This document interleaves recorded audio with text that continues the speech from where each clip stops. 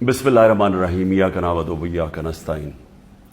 आज मैंने FI inquiry के अंदर हिस्सा लिया और मैंने आपको कल भी बताया था कि जो FIA इंक्वायरी है ये ज़रूर करें, लेकिन इसमें साबित होगा इंशाअल्लाह कि कोई कानून पाकिस्तान का मैंने नहीं तोड़ा। जो सीक्रेसी एक्ट होता है पाकिस्तान का वो इसके अंदर बिल्कुल मेरे पे लागू नहीं होता, और वही मैंने बातें आज वहाँ जाके की। मैंने उनको समझाया कि जो साइफ़र होता है, साइफ़र एम्बेसडर जो भेजता है फॉरेन ऑफिस में, वो जिस खुफिया कोड में आता है वो फॉरेन ऑफिस में ही रह जाता है। जो prime minister, president, army chief, DGISI और जो कैबिनेट के सेक्रेटरी के पास आता है, वो सिर्फ जिसको पैराफ्रेज कहते हैं, यानी उसका मफहूम आता है, या उसके अंदर सीक्रेट कोड नहीं होती जो हमारे पास आता है। सीक्रेट कोड सिर्फ फॉरेन ऑफिस के पास रह जाती है।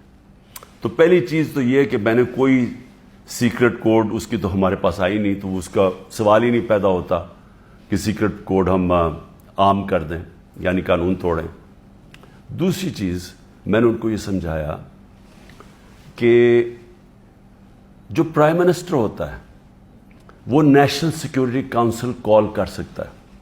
नेशनल सिक्योरिटी काउंसिल में सारे सर्विस चीफ्स होते हैं, army chief, air force, joint chief और नेवी के चीफ, ये सब बैठे होते हैं उसमें।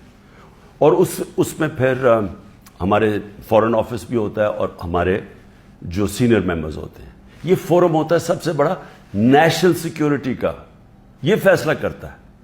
इसके सामने मैंने वो आके रख दिया साइफर, यानी उसका जो मफहूम था वो फैसला करता है कि अमेरिका को पाकिस्तान के मामलों में मुदाखलत करने के लिए हम प्रोटेस्ट करेंगे, डिमार्च देंगे। वो सबसे बड़ा फोरम फैसला करता है। तो जब उसने फैसला कर दिया डिमार्च देने का, तो ये भी आज किस चीज़ पर डिमार्च देना था, क्योंकि उन्होंने धमकी दी पाकिस्तान के प्राइम मिनिस्टर को, एम्बेसडर को उसने धमकी दी डोनाल्ड नूर के, अगर इसको हटाओगे नहीं तो पाकिस्तान के लिए बड़ी मुश्किलात होंगी। ये था उसका। तो उसमें और भी जिस तरह चीज़ें मैं बता चुका हूँ कि का इमरान खान खुद ही रूस चला गया था, ये कौन फीड कर रहा था, ये सबको पता है कि जिसके लिए ये पैगाम आया था वही फीड कर रहा था अमेरिकन को कि इमरान अकेला अपने फैसला करके तो चला गया रूस, जिस तरह के बाकी कोई ना मैंने किसी और फॉरेन ऑफिस और किसी से मुशावरत नहीं की थी। जो एम्बेसडर अरशद मजीद कहते रहे कि ये गलत है, क्योंकि सबको पता था, इस 1 महीने पहले से पूरा प्लान बना हुआ था वहां जाने का रूस का। अब मैं जिस मामले पे आना चाहता हूँ, जो असल ब्रेकिंग न्यूज़ है वो ये है। ये बड़ा ज़रूरी है आपके लिए समझना, क्योंकि मेरा ईमान है अल्लाह अल हक है। जब मेरे ऊपर इन्होंने इतने ज़्यादा केसेस किए, मेरे जहन में भी नहीं आया इस मुल्क से बाहर जाने का। जिस तरह आपको पता है, यहाँ जैसे ही इक़्तिदार से उतरते हैं तो सीधी जाते हैं जिधर इनके पैसे पड़े होते हैं, जिधर इनके बड़े बड़े महलात होते हैं, जिधर चोरी का पैसा वहाँ भेजते हैं, ये सारे बाहर भाग जाते हैं। नवाज शरीफ, जरदारी, ये सब, और उनके नीचे वज़ीर भी बाहर भाग जाते हैं जिनको डर हो कि उन्होंने पैसा चोरी किया। लेकिन मैंने तब से कहा था कि मैं यहीं रह के सारे केस लड़ूंगा, और क्योंकि मेरा अल्लाह में पूरा ईमान है। इज्जत वो देने वाला है, ज़िल्लत भी उधर से ही आती है, वो आती है इंसान के अमाल की वजह से। तो अगर मेरा ज़मीर कहता है कि मैंने कोई गलत नहीं किया, तो मेरा ये ईमान है कि वो ऊपर वाला मुझे ना कभी ज़लील होने देगा, ना कोई मुझे ज़लील कर सकेगा। और सच वो है, अल हक है, और वो सच सामने आना है। अब ये ज़रा सच सामने क्या आया, मुझे चेयरमैन नैब ने, और जिसके ऊपर मैंने हरजाना किया हुआ है,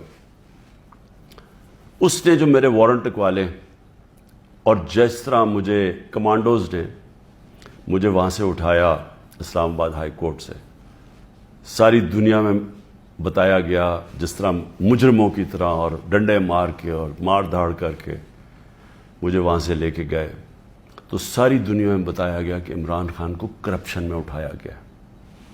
یاد رکھیں کہ مجھے دنیا جانتی ہے کرکٹ کے زمانے سے، اور کرکٹ کے زمانے سے جو دنیا جانتی ہے وہ عمران خان، جس کے اوپر کبھی لوگوں کے اوپر میچ فکسنگ کا آیا، عمران خان کے اوپر کبھی کسی نے میچ فکسنگ نہیں کہا.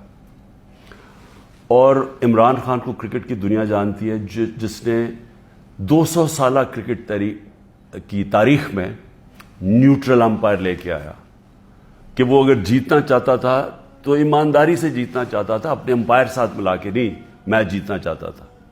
اور یہ اس طرح مجھے جانتی تھی، اس لیے عزت کرتے تھے. اب آپ یہ دیکھیں کہ ساری دنیا میں گیا کہ عمران خان کرپشن پہ پکڑا گیا. اب دوسری چیز یہ دیکھ لیں کہ پاکستان کی تاریخ کا سب سے زیادہ اگر ان پاکستانی قوم نے کسی کو اپنے پیسے سے ٹرسٹ کیا ہے، جس کو اعتماد ہے کہ وہ پیسے ان کی چوری نہیں کرے گا، وہ عمران خان ہے. جتنا پیسہ مجھے دیا گیا ہے لوگوں نے ہسپتال بنانے میں، ہسپتال چلانے میں، دوسرا ہسپتال، تیسرا ہسپتال جو اب انشاءاللہ کراچی میں بن رہا ہے، اور پھر نمل یونیورسٹی، اور پھر یہ القادر یونیورسٹی، یہ سارا لوگوں کے پیسے پہ، کیونکہ لوگ اعتماد کرتے ہیں. اور یہ ساری میں بنایا ان لوگوں کے لیے، نہ جو وہ کینسر کا علاج کروا سکتے ہیں اور نہ وہ اعلیٰ تعلیم لے سکتے ہیں یونیورسٹیز میں، اور پیسے دیتے جا رہے ہیں. تو اس آدمی کو، اور خاص طور پہ بیرون ملک پاکستانی جو مجھے سب سے زیادہ پیسہ بھیجتے ہیں، ان کے سامنے کہنا کہ یہ چوری کے اوپر پکڑا گیا ہے، ساری دنیا میں میری توہین کی. میں نے اس لیے نیب چیئرمین کے اوپر ہرجانہ کیا ہوا ہے. اور اب جو میرا کیس ہے وہ اور مضبوط ہوا ہے. اور وہ مضبوط کیسے ہوا یہ ذرا میں اب آپ کو بتاتا ہوں کہ اللہ کی طرف سے وہ الحق ہے، اس کا وعدہ ہے کہ سچ سامنے آنا ہے. 21 اپریل